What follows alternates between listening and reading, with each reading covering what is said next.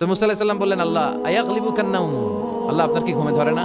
আল্লাহ বললেন কোনো কথা বলা যাবে না, দুইটা গ্লাসের ভেতরে পানি নাও আর পানি ভর্তি গ্লাস নিয়ে তুর পাহাড়ের উপরে দাঁড়াও। সেদিন মুসা আলাইহিস সালাম দাঁড়ালেন, আল্লাহরে আবার জিজ্ঞেস করলেন, আল্লাহ আমি জিজ্ঞেস করলাম কি আর আপনি করতে বললেন কি?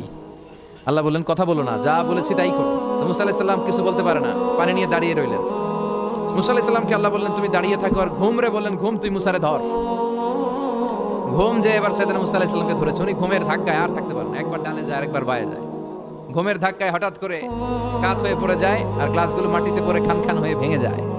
আল্লাহ ডেকে বললেন, মুসা বেশি কিছু হেফাজতের তো দায়িত্ব দেই নাই, শুধু দুইটা গ্লাস হেফাজতের দায়িত্ব দিয়েছি। ঘুমের কারণে এগুলোর হেফাজত করতে পারো নাই, ভেঙে খান খান হয়ে গিয়েছে। আমি যদি তোমাদের মতো ঘুমিয়ে যেতাম তাহলে পৃথিবীর সাথে সূর্য লেগে, সূর্যের সাথে চন্দ্র লেগে গোটা মহাবিশ্বটা এভাবে গ্লাসের টুকরার মতো খান খান হয়ে যেত রে মুসা। এজন্য লা তাখুযুহু সিনাতুন ওয়ালা নাওম, আমার ঘুমেও ধরে না, ঘুমের আগে যে তন্দ্রা আসে ওইটাও ধরে না।